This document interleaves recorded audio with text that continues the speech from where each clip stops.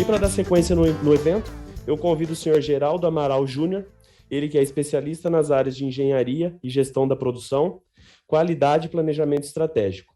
Trabalhou em diversas empresas nacionais e multinacionais, como Usiminas, Alcoa, Fiat, Tectran, Avibras e Johnson & Johnson, para palestrar sobre o tema Excelência Operacional no Centro Cirúrgico. Bom dia, senhor Geraldo Amaral. Seja muito bem-vindo. Muito obrigado por aceitar o convite e palestrar aqui para nós hoje. A palavra é toda sua. É um prazer estar aqui com vocês, atendendo ao convite do Dr. Razível, né? Nosso amigo Razível. Sou mineiro também, então estamos aqui tentando compartilhar a experiência que nós tivemos aqui na implementação de várias metodologia Lean em diversos hospitais, em diversos locais, e compartilhar da minha experiência na implementação dessa metodologia. Vou compartilhar com vocês um vídeo aqui.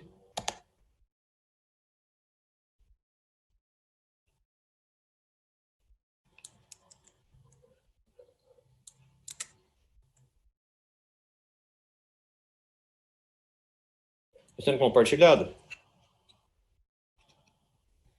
Por favor.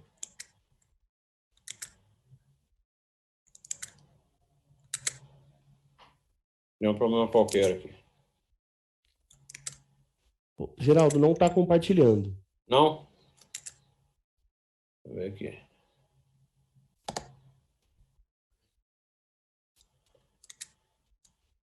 Agora. Agora foi, só precisa pôr no modo apresentação e tá ok. Ok, perfeito. Muito bem. A excelência operacional do centro cirúrgico, eu consigo, através de quê? Primeiro, maximizar o número de casos cirúrgicos que podem ser feitos em um determinado período, minimizando os recursos necessários, os custos relacionados e atrasos, assegurando o melhor resultado, segurança e satisfação do paciente, equipe e cirurgiões. Olha, o centro cirúrgico é um negócio bastante interessante porque ele não trabalha sozinho.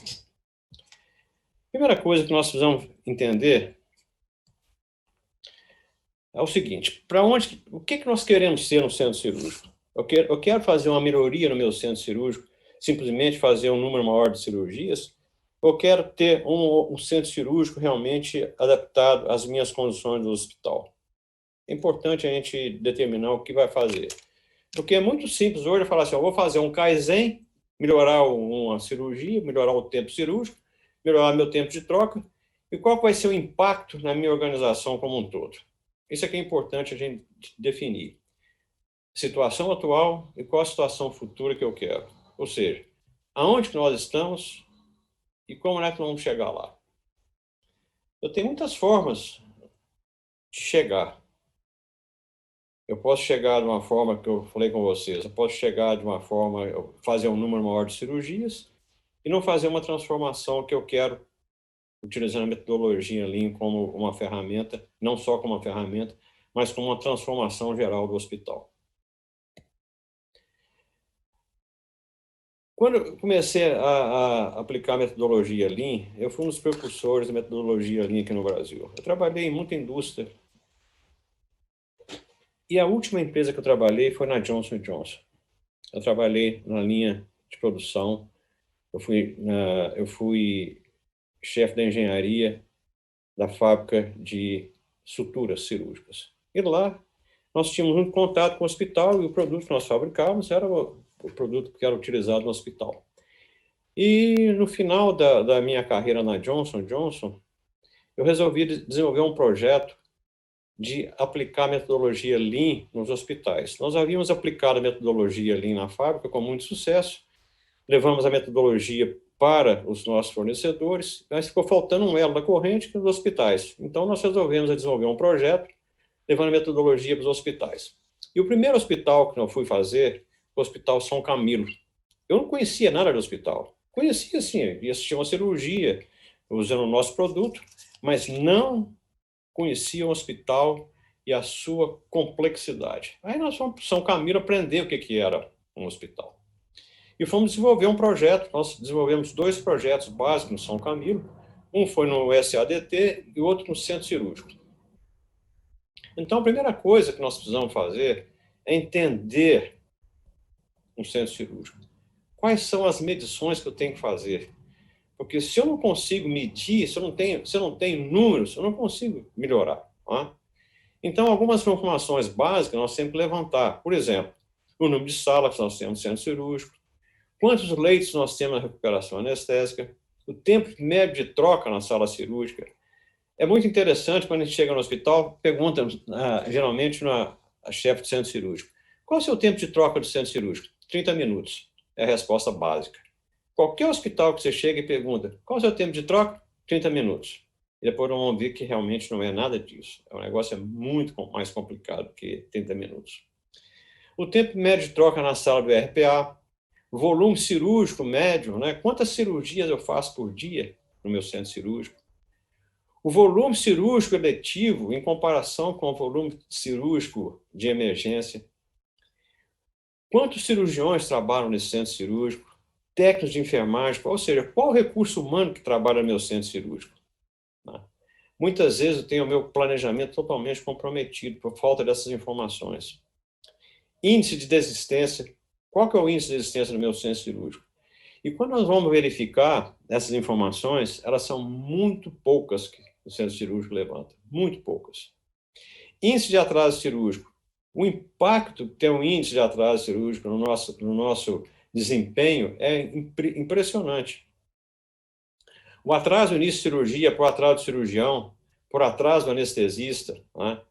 Atraso na chegada do paciente, erros de contato de instrumentos, movimentação dentro do centro cirúrgico, a saída constante do circulante, né? Tudo isso tem um impacto muito grande no meu sistema operacional. Gestão visual deficiente, problemas de gestão de materiais, OPME, MatMed, tudo isso influi enormemente no meu centro cirúrgico. Então, lá no São Camilo, nós fizemos o seguinte, a primeira coisa, nós assim, olha, como é que nós estamos aqui no hospital? Fizemos todo esse levantamento que vocês estão vendo aqui, em termos de medições, e fomos verificar qual a tendência operacional, como é que estava, como é que havia sido alguns anos atrás, e como é que estava se recuperando para frente, qual que seria a tendência, né? E chegamos à conclusão que a tendência era aumentar o número cirúrgico. Outra informação é que nós precisamos ter o porte cirúrgico, né? Se é pequena cirurgia, média cirurgia, grande cirurgia, né? O volume dessas cirurgias, de acordo com o porte, tudo isso são informações que nós precisamos pegar. E uma coisa interessante também, que nós precisamos entender um pouquinho o meu centro cirúrgico. A utilização das salas por dia de semana. Então, nós começamos a usar não só a metodologia Lean, mas um pouquinho da metodologia Six Sigma. Começamos a fazer tabelas de frequência, por exemplo, sala vezes dia da semana. É interessante que, com 13 salas cirúrgicas, algumas salas não eram utilizadas em certos dias de semana. Cirurgião fez sala cirúrgica. O gosto de cirurgião, a preocupação de alguns cirurgiões em utilizar somente algumas salas cirúrgicas, tudo isso não era levado em conta no planejamento, no agendamento cirúrgico. Especialidade por sala. Nós começamos a verificar que algumas salas eram mal utilizadas, alguns tipos cirúrgicos eram mal utilizados nas salas. Especialidade, né? Desde o dia de semana, tudo isso são informações que nós começamos a coletar para entender como funcionava o centro cirúrgico e o que nós podíamos fazer para melhorar. Cirurgiões vezes o dia de semana, o volume cirúrgico de cada cirurgião e o comparativo dos cirurgiões que faziam o mesmo tipo cirúrgico. É interessante começar a verificar estatisticamente que alguns cirurgiões eles demoram muito menos tempo ou muito mais tempo do que as outras equipes, né? Então a gente tem que estudar o porquê dessa diferença entre os cirurgiões? Bom, com todas as informações, nós começamos a entender que o centro cirúrgico ele só é possível melhorar se nós pensarmos de uma forma mais holística, né? Não adianta só melhorar o meu centro cirúrgico e esquecer que o hospital está lá.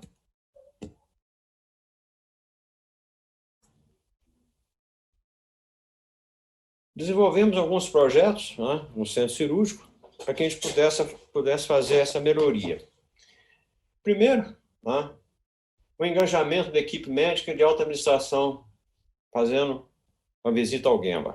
O que é a visita ao Gemba? É tirar a alta administração do hospital e fazer com que eles visitem aonde que as coisas estão acontecendo. Eficiência no agendamento, duração de procedimento. Nós começamos a utilizar aquelas informações que nós havíamos recolhido em termos de duração de procedimento para melhorar a eficiência do agendamento. Começamos a diminuir os atrasos e cancelamentos cirúrgicos, projetos na recepção, preparação do paciente, transporte, aplicação de supermercado no centro cirúrgico. Um projeto que a gente tem que fazer de qualquer forma no centro cirúrgico, porque o desperdício é muito grande, né? Quando você trabalha com kit em centro cirúrgico, o que acontece? Vai ser feita uma cirurgia, é feito aquele kit para aquele procedimento cirúrgico, e um número mágico, qualquer lugar que você pergunta, é 60% do material que vai retorna. Então, aquele material que é retornado, ele tem que voltar para as prateleiras da farmácia. Eu tenho o tempo que eu utilizo do pessoal para refazer tudo isso aí, e refazer o kit. Todo dia é feito aquele kit e retorna para a farmácia. Então, a gente desenvolve um sistema de supermercado no centro cirúrgico, onde todo material que é utilizado em certos grupos cirúrgicos estão lá no centro cirúrgico. E à medida que é sendo utilizado, a cada 5, 6 cirurgias, o pessoal da farmácia vai e faz a reposição. Mesma coisa com supermercado para rouparia, abastecimento do material do CME, a gestão do PME, tudo isso, então, nós temos que levar em conta, porque muitas vezes, quando fala, vamos melhorar o centro cirúrgico, o pessoal só preocupa com a troca do centro cirúrgico. Esquece que existe uma série de outras coisas que vão impactar. Gestão visual, os 5S do centro cirúrgico, o processo de troca e higienização. O processo de troca e higienização, todo mundo fala 30 minutos, e na verdade não é. É muito mais do que isso.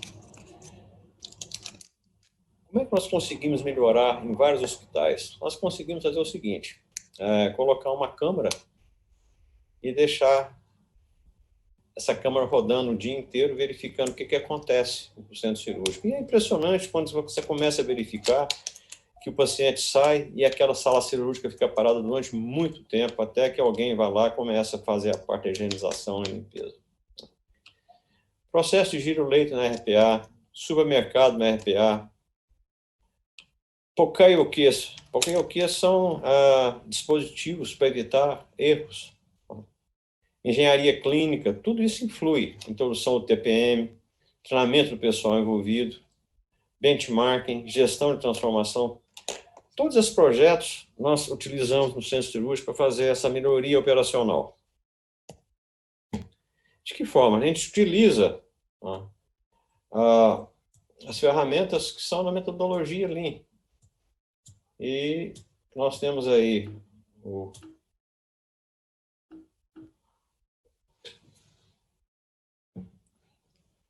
DMake, né? Que tem a fase definir, a fase medir, analisar e melhorar. E cada fase dessa aí utiliza uma ferramenta, né? O Project Chart, o CIPOC, fazer as medições, aquelas medições que nós já falamos a respeito disso, a fase de analisar e a fase de melhorar. E várias ferramentas são utilizadas. E a gente acrescenta o seguinte,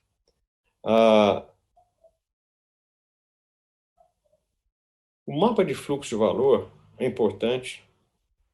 O 5S é importantíssimo. O 5S é fundamental para que a gente possa fazer a melhoria, não só no centro cirúrgico, mas no hospital como um todo.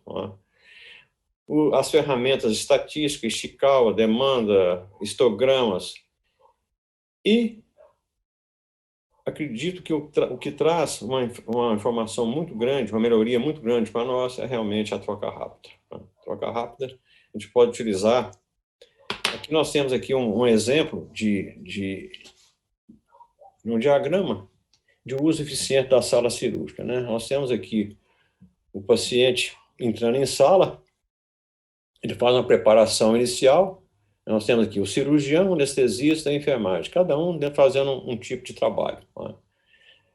O paciente é preparado, logo em seguida começa a indução, o cirurgião entra em sala, início de incisão, procedimento, depois fechamento de incisão, aí começa a limpeza do equipamento, o término do processo anestésico, o término da documentação. Aí o paciente, sai da sala.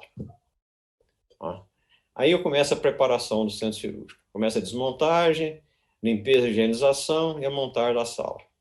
Aí o paciente 2 entra em sala. Esse tempo, quando a gente pergunta, qual é o seu tempo de troca? 30 minutos? Vamos verificar que não é. Tudo isso aqui que acontece leva, às vezes, mais de 1 hora, mais de 60 minutos. Sendo que eu poderia utilizar de uma forma muito mais eficiente se nós fizéssemos vários procedimentos em paralelos. Tá? Então, eu fiz um diagrama embaixo, exatamente a mesma coisa, fazendo tudo aquilo em paralelo. Tá? Várias funções em paralelo. Então, o paciente entra em sala, tem a preparação do paciente, preparação da sala. Já começa a preparar a sala e o paciente. O médico entra, faz a indução, início da incisão, procedimento, fechamento da incisão. Quando começa o fechamento da incisão, eu já começo a limpar o equipamento, começo a fazer desmontar de sala, ou seja, vários processos em paralelos, de que forma que eu posso diminuir tremendamente esse meu tempo de troca e o centro cirúrgico fica preparado para receber o novo paciente. Essa é uma vantagem muito grande de utilizar uma metodologia de tempo de troca bem estipulada, bem treinada com o pessoal. Aqui tem um exemplo, esse A3 foi feito lá do projeto, lá no Hospital Santa Isabel, em São Salvador. A doutora Mônica pode usar sem problema nenhum, né? Esse aqui, inclusive, vocês conhecem a Tayana Valderice, ela foi a coordenadora do projeto lá no Hospital Salvador, onde eles fizeram o projeto de giro de sala de centro cirúrgico. E um ganho tremendo no hospital. Né? Eles tiveram um ganho, um aumento de cirurgia mensal. O potencial de ganho foi a base de a base de 7 milhões, quase 7 milhões e meio no ano. Então, o tempo de troca, você trabalhando na eficiência do tempo de troca, eu consigo melhorar muito o centro cirúrgico. Aqui está um projeto de gestão visual que foi levado também nesse mesmo hospital, modificando totalmente o centro cirúrgico de uma forma que ele fica muito mais aprazível, né? Eu tenho o centro cirúrgico de uma forma diferente, fotografias dentro do centro cirúrgico, né? Eu tenho uma limpeza e organização totalmente diferente. Tudo isso influi na minha eficiência operacional. Bom, agora eu pergunto, esses projetos vão melhorar a eficiência? No centro cirúrgico, com certeza sim. Se eu não fizer aqueles projetos lá, eu vou melhorar o meu centro cirúrgico. E no fluxo do paciente? O fluxo do paciente, eu digo que em parte ele vai melhorar. Mas qualquer melhoria substancial no centro cirúrgico, ele terá impacto nos outros hospitais. Imagina o seguinte, eu tenho um hospital que está praticamente superlotado. Eu consigo melhorar a minha eficiência do centro cirúrgico em 30%. Eu consigo tirar muito mais paciente. Eu vou colocar aonde? Aonde que eu vou colocar meu paciente? Muitas vezes, meu RPA já está lotado. Então, meu paciente começa a fazer a recuperação anestésica dentro da própria sala cirúrgica. Então, nós precisamos rever o fluxo do paciente, os processos de suporte como um todo. Eu tenho que olhar o hospital como um todo. Alguém disse aí, olha, a alta é que puxa o paciente. E realmente é. Eu tenho que olhar o hospital como um todo, verificar os processos que estão fazendo com que o paciente fique parado e melhorar o processo como um todo. Aqui está um exemplo de um mapa de fluxo de valor que nós fizemos no hospital. Olha para vocês verem, eu tenho o meu paciente de emergência aqui do lado esquerdo, eu tenho o fluxo do paciente cirúrgico eletivo, aqui praticamente no meio, o paciente clínico um pouco mais para frente, os processos de suporte, tá? E os outros processos de suporte. Então, se nós olharmos esse fluxo do paciente, vamos pensar no centro cirúrgico. Ele está aqui no centro cirúrgico, no paciente eletivo. Se eu não tenho alta, eu tenho um impacto muito grande em todos os processos, né? Se eu tenho um volume muito grande de paciente cirúrgico de emergência, eu tenho um impacto muito grande. Se eu tenho um mau funcionamento da engenharia de manutenção, eu tenho um leito que não está que está bloqueado, vai influir na cirurgia. Ou seja, nós temos que olhar o hospital como um todo, né? E os projetos que nós vamos fazer, eles têm que pensar como um todo. Nós temos que pensar nos projetos, aqueles que nós fizemos de melhoria do centro cirúrgico, né? E pelo menos alguns projetos que nós estamos listando abaixo, os 5S geral. Os 5S têm que ser feito no hospital como um todo. Não adianta fazer os 5S só no centro cirúrgico ou só na emergência. Eu tenho que olhar o hospital como um todo. A definição e implementação do painel de controle com princípios, com os principais indicadores da organização do fluxo total do paciente. Se eu não medir, eu não sei o que está acontecendo no hospital. Diminuição do tempo de permanência do paciente, né? Eu tenho que melhorar a eficiência e a troca da higienização de leitos, UTIs, internação, né? Eu tenho que trabalhar realmente para que o paciente saia o mais rápido possível desses leitos. Eu tenho que melhorar o processo de nutrição do paciente. Eu tenho que ter eficiência no processo de alta. Melhoria e eficiência no CME. Não adianta eu ter o meu centro cirúrgico disponível se eu não tenho equipamento para trabalhar com ele, se eu não tenho instrumentação. Melhoria e eficiência nos processos da farmácia central e farmácia satélite. O sistema de transporte. Se não me engano, foi no hospital, na apresentação do hospital de Manaus, ela disse que o hospital trabalha com, um hospital praticamente vertical, trabalha com muitos elevadores. Isso é um problema seríssimo, tá? Se não tem um trabalho focado na melhoria do transporte, principalmente de elevadores, eu tenho meu hospital totalmente paralisado em certos dias, certos momentos. Implementação do TPM, que é a Total Productive Maintenance, para que eu possa melhorar o meu sistema de manutenção, né? Diminuição dos leitos bloqueados. Implementação de projeto, né? Visita ao Gemba, esse é importantíssimo, gente. Se nós não tirarmos a alta administração de dentro do escritório, fazer com que eles vão aos locais onde as coisas estão acontecendo, eu não tenho melhoria no meu processo. Eles têm que estar conscientes do que acontece no dia a dia. Na fábrica, nós falamos, no chão de fábrica, no hospital, nós falamos, é o centro cirúrgico, é o CME, é a farmácia. Eles têm que estar lá embaixo vendo o que está acontecendo, né? E uma coisa que nós não levamos muito em consideração quando a gente faz algum projeto é o pessoal operacional. Não existe, muitas vezes, um sistema de reconhecimento do trabalho desse pessoal. É importantíssimo a gente pensar nisso aí, porque são através deles que nós conseguimos a melhoria dos nossos processos.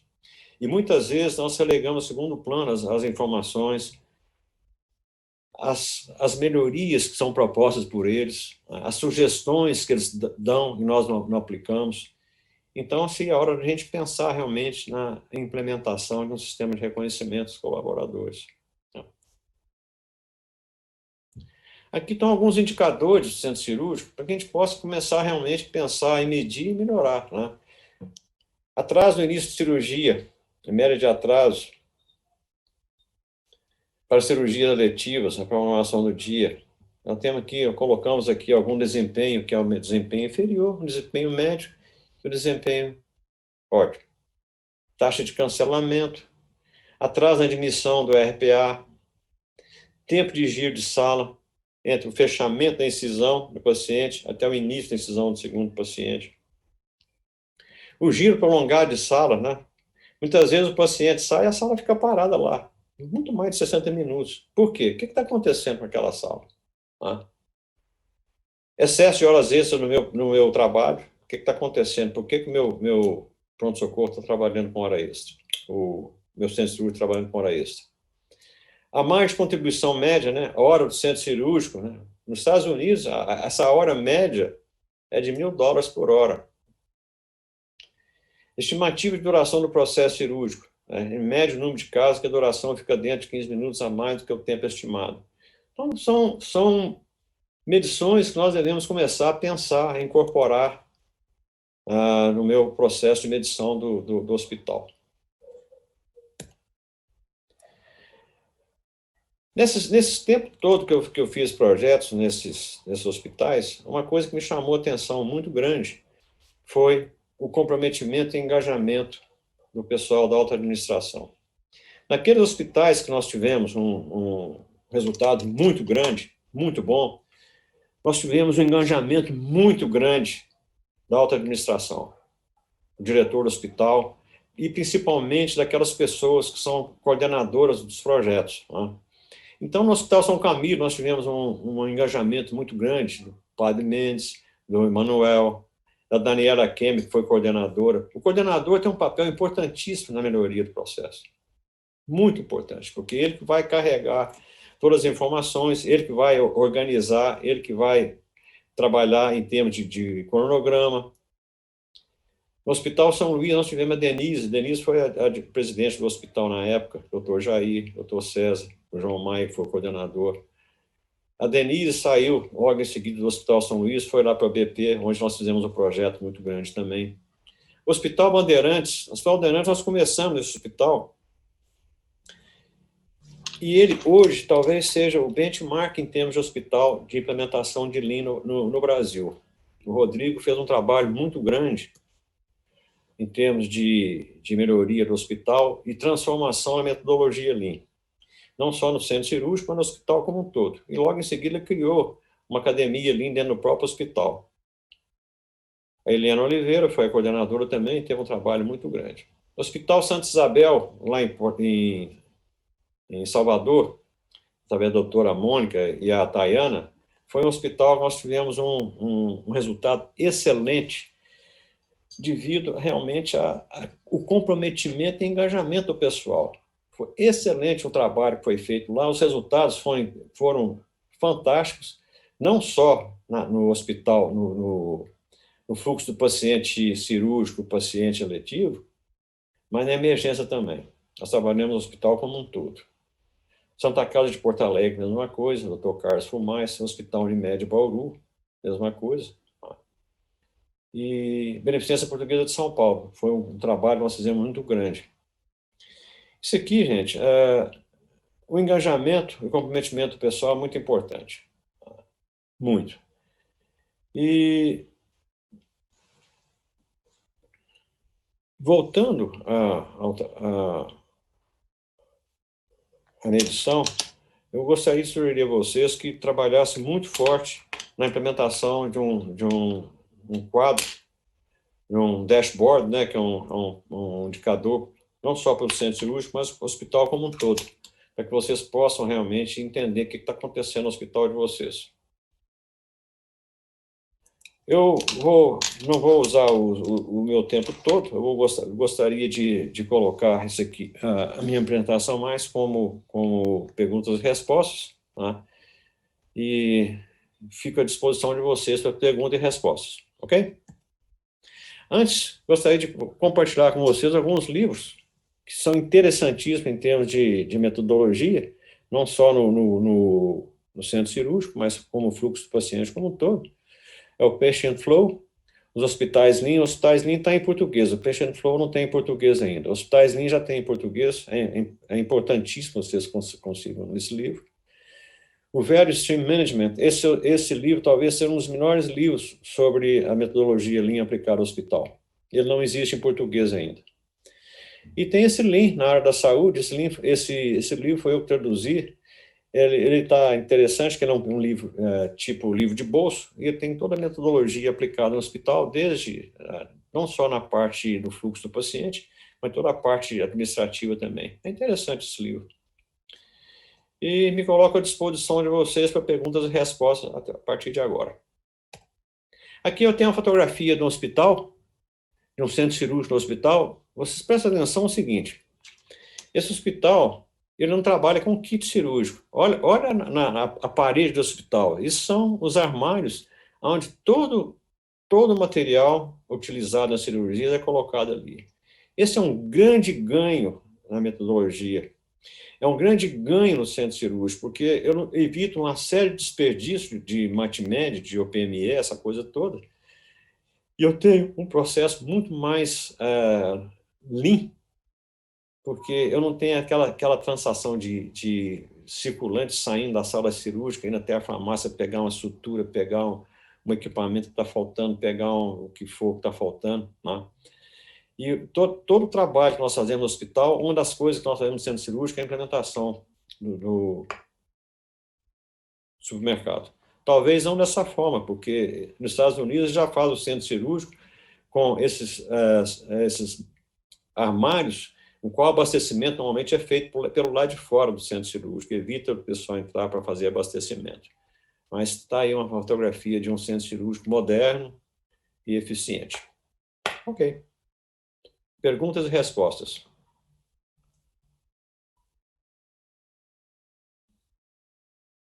Muito obrigado, senhor Geraldo Amaral, pela excelente palestra. Agora eu convido o Dr. Gustavo Justus Schuss, mestre em Clínica Cirúrgica pela Universidade Federal do Paraná e médico consultor do projeto Lean nas Emergências, para formalizar as perguntas levantadas no chat. Okay. Bom dia, Dr. Gustavo. Seja muito bem-vindo ao evento. Agora eu deixo a palavra com você. Bom dia, obrigado, Jean. Obrigado a todos. Para a gente, para mim em particular, é uma honra fazer parte dessa mesa. Digo às pessoas, eu particularmente tenho alguns sonhos na vida, um deles estou realizando hoje, que é moderar uma mesa em que o Geraldo Amaral fala. Para mim, é uma das pessoas que mais entende de Lean e precursor, como ele já mesmo disse na palestra, de Lean em hospital, né? E Amaral, a gente sempre diz a origem do Lean, na verdade, né, do sistema Toyota de produção, ele não é da área da saúde, né? Ele é de empresa automobilística, né, lá da Toyota, e aí veio adaptado à saúde, né? Qual que é a tua impressão em relação ao encaixe da metodologia do Lean em relação aos processos do hospital? Você acha que é uma coisa que tem sentido? Porque às vezes as pessoas pensam, né, o hospital ou a produção mesmo dentro de um centro cirúrgico, ela não se assemelha ou não deveria se assemelhar a uma linha de produção de uma fábrica, né? Mas eu gostaria de ouvir a tua opinião sobre como a metodologia Lean se encaixa nessa questão quando a gente lida com pacientes e não com peças ou com máquinas. Eu diria o seguinte, a metodologia Lean, ela foi feita para o hospital. Eu diria que é o inverso. Parece que ela foi feita para o hospital e a indústria automobilística começou a utilizar. Por quê? O foco da metodologia Lean é a eliminação de desperdício. Esse é o foco. Eu quero eliminar desperdício para que eu tenha um processo mais ágil, que eu possa dar aquilo que o meu cliente quer, na hora que ele quer, no custo que ele quer. O hospital, não existe uma organização que tenha tamanho de desperdício igual ao hospital.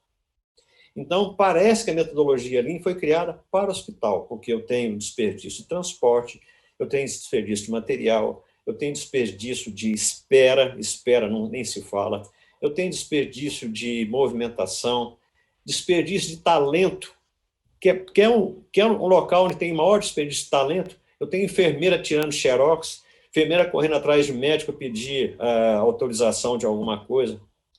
A espera do paciente, o paciente está lá esperando porque, lá, 1 hora, 2 horas, esperando para que o processo possa chamá-lo. Então, eu diria que o processo, o Lean, deveria ter sido começado nos hospitais e a indústria automobilística depois acompanhado. Perfeito. Essa é uma impressão que a gente tem lidando com o Lean nos hospitais, no projeto Lean nas emergências, principalmente. A gente tem exatamente a mesma impressão, né? Da impressão de que o Lean nasceu na área da saúde e se disseminou para as demais, justamente por isso que você acabou de comentar. Pensando no centro cirúrgico, né, como que os hospitais, de uma maneira geral, que querem fazer essa transformação, que querem mudar a forma de atuação do centro cirúrgico, melhorando o processo, né, e, consequentemente, melhorando a produtividade a partir do momento que eu reduzo o desperdício, na tua opinião, por onde deveriam começar essa transformação? Primeira coisa, medição. Medir. Como que eu estou hoje? O que é o que eu quero ser? Aquilo que eu falo logo no início da apresentação. Como eu sou e como eu gostaria de ser. Primeira coisa.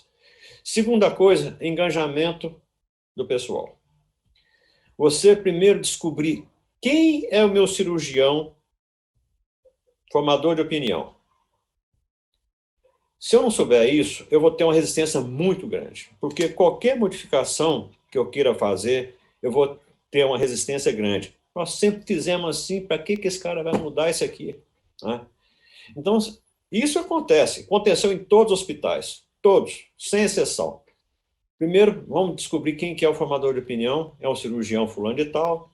Olha, doutor, vamos lá, nós estamos com essa metodologia aqui, vai trazer muito ganho para o senhor, você vai trabalhar muito menos, você vai ter o seu circulante ao seu lado durante a cirurgia toda, você não vai ter que correr atrás de medicação, você não vai ter que correr atrás de agendamento.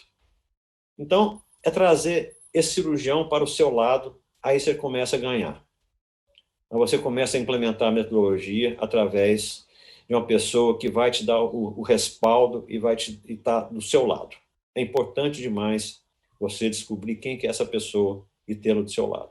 E segundo, né, e ter também toda vamos dizer, o comprometimento e engajamento da diretoria do hospital. Com certeza, isso aí é importantíssimo. E ter uma pessoa operacional do seu lado, operacional mesmo.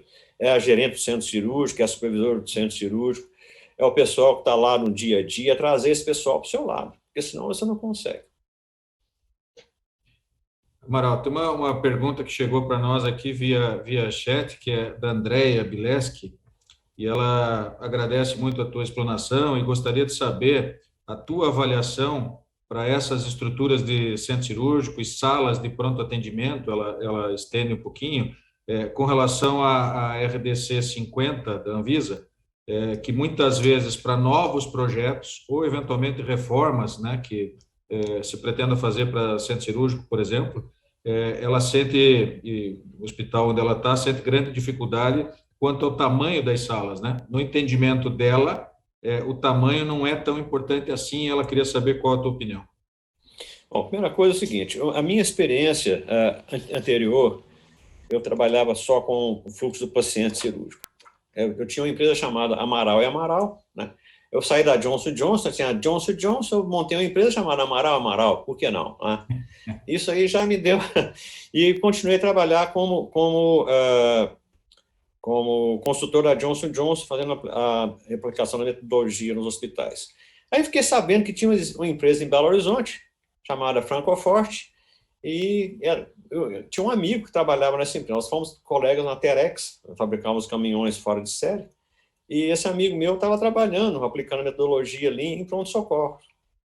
Começamos a conversar, e por que não unir as duas empresas? Então, nós unimos as duas empresas, Amaral, Francoforte, e hoje nós temos uma empresa chamada Excellence Health Solutions, que ela abrange o fluxo do paciente como um todo. Nós estamos fazendo isso aí com bastante sucesso, não só no Brasil, mas também fora do país. Nós estamos na Argentina, por exemplo, acabamos de fazer um trabalho grande no México agora, no hospital lá em Monterrey,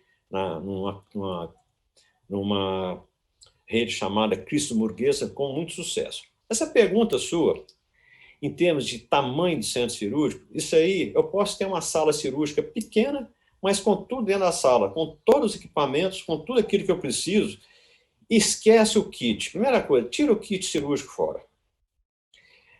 Essa necessidade de modificar as coisas, essa exigência legal de você não fazer as coisas, eu não posso fazer isso, não posso fazer aquilo, vá lá em Recife, vai lá no hospital em Santa Isabel, em Salvador, e o hospital Porto Real de Recife.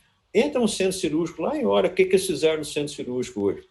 Parece que você está numa sala de estar, tem fotografias de árvores, tem...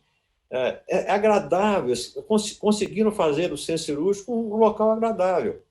Então, é tudo questão de conversar, é tudo questão de mostrar que existe uma tecnologia por trás, uma ferramenta que vai dar sustentabilidade, que vai garantir limpeza e organização e assim por diante. Se você for nos Estados Unidos, eu tive um hospital lá há pouco tempo, lá no Florida Hospital, a área de internação é toda carpetada. Você imaginou isso aqui no Brasil? Os corredores são todos acarpetados. Né? Então, é tudo questão de, primeiro, cultura. Né? Aqui no Brasil não vai funcionar isso. Mas eu já posso melhorar em termos de apresentação. Se eu consigo fazer um 5S bem feito, eu consigo manter o meu hospital limpo, higienizado, eu posso começar a melhorar a parte visual do hospital. Não sei se eu respondi a pergunta. Eu acho que sim, Amaral. Na verdade, eu acho que fica muito mais um recado de que as mudanças elas são muito mais relacionadas aos processos de trabalho do que à estrutura propriamente, né? Com certeza, com certeza. Eu posso ter uma sala cirúrgica de todo tamanho e não fazer a cirurgia adequadamente, né? Eu não ter os procedimentos de segurança adequados para o paciente, né? Você vê, muitas vezes você entra num local onde as pessoas, onde a organização se preocupou muito com equipamento. Isso tem demais. Hospitais que têm muito dinheiro sobrando, eles começam a comprar equipamentos. Isso a gente vê. Só que esquece que o ser humano é muito mais importante na metodologia. O Lean, ele foi feito para que o ser humano fizesse as coisas, não o equipamento. Não é?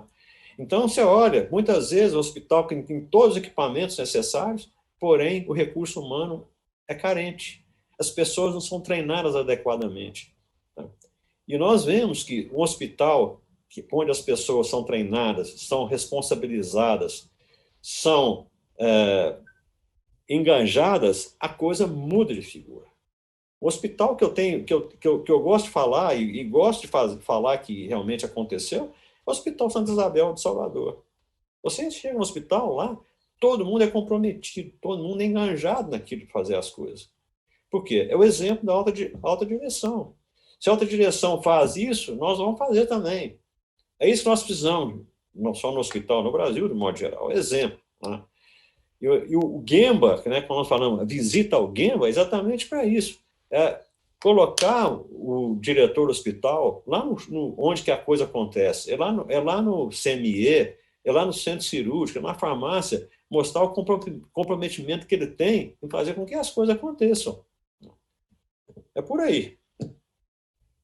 Isso, não sei a tua opinião, mas é possível a gente entender que o Lean ele é possível aplicar independente do hospital, né? Hospital público, hospital privado, ele não é uma metodologia que se aplique apenas ao Real Hospital Português, ao Sírio-Libanês, ao Einstein, né? Ele cabe em todos os hospitais. Eu queria te ouvir um pouquinho, Amaral. Com certeza, com certeza. E olha, é interessante, quando eu já fiz a metodologia Lean nesse Brasil inteiro, né? Em vários hospitais ricos, hospitais pobres, hospitais que não tem jeito. E quanto mais carente é o hospital, mais comprometimento tem. É impressionante. Né? Porque as pessoas, o ser humano é carente de informação, é carente de, olha, eu estou aqui no hospital, nunca, estou limpando o chão aqui, nunca ninguém me perguntou meu nome. Essas coisas que acontecem. Né? Nunca ninguém falou que o meu trabalho está legal. Então, quando eu faço o treinamento nos hospitais, eu falo o seguinte, olha, tentem mudar um pouquinho a maneira que vocês tratam o seu subordinado. Faça uma experiência, muda a sua maneira. Durante uma semana, você chega no seu local de trabalho e diz, ô, João, bacana, gostei da maneira que você limpou esse negócio aqui. Gostei da maneira que você atendeu aquela pessoa. Gostei como é que você melhorou a limpeza da sua mesa. Parabéns.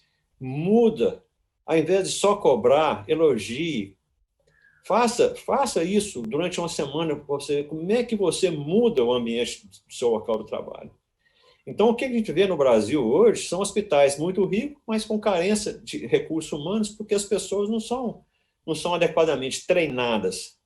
Veja só, eu estou necessitando de um auxiliar de enfermagem no centro cirúrgico. Contrata a pessoa. Vai lá o João, chegou lá, olha, vou te apresentar aqui o supervisor do centro cirúrgico, está aqui o João, ele vai começar a trabalhar aqui. Aí o gerente do centro cirúrgico fala assim, eu estou com pressa, eu tenho uma reunião aqui agora, vou passar isso aqui lá para o meu supervisor. Passa o supervisor. Aí eu vou passar para o circulante. De uma semana depois, aquele cara está lá, feito louco, sem saber o que fazer e sendo cobrado para fazer as coisas adequadamente. Nós não temos um programa de treinamento. Nós não damos valor ao nosso recurso que nós temos. Infelizmente, é assim. Eu sempre, não podia deixar de citar, né? Eu sempre cito, em algumas circunstâncias que eu gosto muito, o Mário Sérgio Cortella, né? Que ele diz sempre que a gente precisa fazer o melhor que a gente pode nas condições que a gente tem, enquanto não tem condições melhores, de poder fazer melhor ainda, né? Acho que é um pouco disso, né? Tem uma outra pergunta aqui, Amaral, que a gente sabe que muitos hospitais têm donos de leito, né? Tem donos de salas cirúrgicas, né? E aí falo aqui sala da neurocirurgia, sala da ortopedia, sala da cirurgia cardíaca, e lidar com esses egos, às vezes, principalmente dentro do centro cirúrgico, não é fácil. Tanto que, às vezes, o pessoal até faz piada com isso, né? Dizer que a diferença entre cirurgião e Deus é que Deus não acha que é cirurgião, né? Então, como é que a gente lida com esses egos, aproveitando a tua experiência aí com Olha, implementação? eu falo que o centro cirúrgico não tem processo, tem prosegos. Tá? Por quê? É complicado, porque o hospital, a organização diz o seguinte, eu dependo do cirurgião para trazer o paciente para cá. Então, ele abre mão de uma série de coisas. Então, o cirurgião, eu só opero nessa sala, por isso que quando eu mostrei, foi bom você perguntar isso, porque no início da minha apresentação, eu mostrei cirurgião e sala cirúrgica. Então, o cirurgião, doutor Antônio, só opera na sala 2. Né? Por que ele só opera na sala 2? Ele é dono da sala 2? Não, é porque ele só gosta. Então, eu agendo só a sala 2. E quando não tem outra sala, ele não opera. Né? E assim por diante. Então, esses egos existem e muito. Quebrar isso aí é um problema sério. Por isso que eu digo o seguinte, primeira coisa, tente descobrir quem é o formador de opinião. Uma vez que você consiga esse formador de opinião, fica mais fácil quebrar. Olha, eu estava lendo um artigo aqui agora há pouco tempo, um estudo que foi feito nos Estados Unidos, e isso nós fizemos lá no São Camilo. O custo operacional do centro cirúrgico era muito alto. Por quê? O cirurgião A, ele só operava com suturas da Medtronic. O cirurgião B só operava com suturas da Johnson. O cirurgião C só suturas não sei de quem. O outro só com sutura importada. E assim por diante. Né? Eu só opero com tal. Cada um tinha uma coisa particular. Eu só opero na segunda-feira, só opero na quarta-feira. E assim por diante. Né? Isso traz um custo operacional muito alto, somente em termos de materiais. Nos Estados Unidos, lá no São Camilo, foi interessante que o padre Mendes era muito, muito comprometido, muito. Mesma coisa, Manuel. Eles chamaram os cirurgiões e falaram assim, olha, nós estamos aqui, vocês gostam de operar aqui? Gostamos. Muito bem. Aqui, a partir de agora, o equipamento e o material que nós vamos utilizar são esses. Vocês querem operar aqui, continuar operando aqui? Vai ser assim. Se não quiserem, tem um hospital daqui de baixo. Vocês podem ir para lá. Agora, a partir de agora vai ser isso. Então, você tem que ter a coragem de fazer esse tipo de coisa. Agora, existe essa coragem? Então, é importante você descobrir, é importante você mostrar para o cirurgião o ganho que ele vai ter de não chegar atrasado na primeira cirurgia. A cirurgia está marcada para 7 horas, não é para chegar às 7h20, não é para chegar às 7h30. Tá? É uma coisa anestesista e assim por diante. Tá? Então, complica muito quando você tem esse tipo de ego. Agora, em cidades pequenas, em hospitais menores, isso não acontece tanto. Né? Isso acontece muito em hospitais onde tem muito dinheiro correndo. Isso acontece muito. Em hospitais mais simples, isso é menos. Mas é importante você decifrar a cadeia que envolve toda essa. E já estamos nos aproximando aqui do meio-dia, então já encaminhando aqui para os nossos finalmente.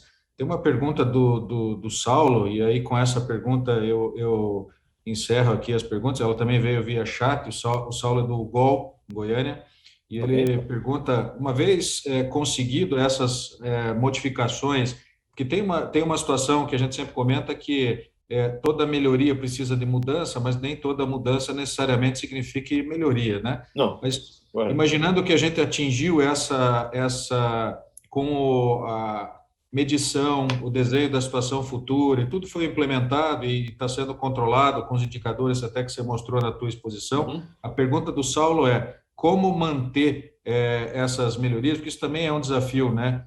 Aos modos do que acontece com o 5S, né? O quinto S é o mais difícil. Ótima pergunta, Saulo. Ótima pergunta. Eu vou dizer o seguinte, vamos dizer que eu tenha feito 100 hospitais no Brasil, não chegaram a isso, mas, olha, eu posso contar na mão aqueles hospitais que realmente fizeram a transformação.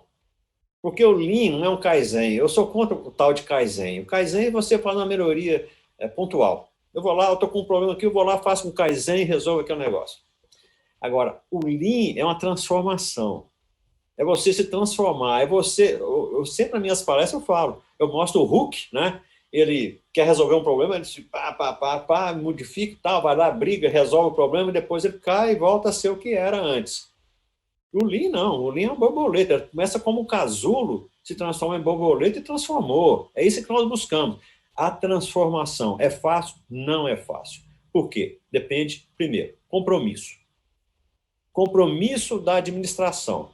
Segundo, treinamento. O treinamento tem que ser assim. Saiu um funcionário, entrou outro, a primeira coisa que ele tem que passar para o 5S, é Lean, metodologia Lean, é treinamento. Antes de ele ir para o centro cirúrgico, ele tem que ficar um mês correndo no hospital, entendendo tudo para depois ir para o centro cirúrgico. E isso é que encarece, mas isso é que dá o motivo de transformar. Eu quero transformar. Se você, hoje eu cito, talvez, eu não sei, tem muito tempo que eu não vou lá, mas o Hospital Bandeirantes hoje chama Lefort. O Rodrigo, ele fez uma transformação. Ele conseguiu mudar, ele conseguiu reverter o hospital que era um hospital hoje totalmente transformado. E ele mantém a metodologia Lean lá, porque nós criamos lá, quando eu estava lá ainda, nós criamos um Instituto Lean lá dentro do hospital, com a finalidade de treinar as pessoas, não só do hospital, mas pessoas de outras clínicas, outros hospitais. Então, a transformação se dá através do comprometimento, compromisso e investimento em recursos humanos, treinamento. Fora isso, esquece. É igual o 5S. 5S eu fiz, beleza, vai, agitei, fiz, não dei. E aí? Continuou? Às vezes piora muito mais do que estava antes, porque não houve continuidade, não houve cobrança, não houve. E, infelizmente, é assim. Transformação tem que cobrar. Caso contrário, não acontece. Amaral, te agradeço profundamente aí pela belíssima explanação e trazer essa experiência para todos aí é riquíssimo, né? Que todos tenham podido aproveitar muito da tua sapiência.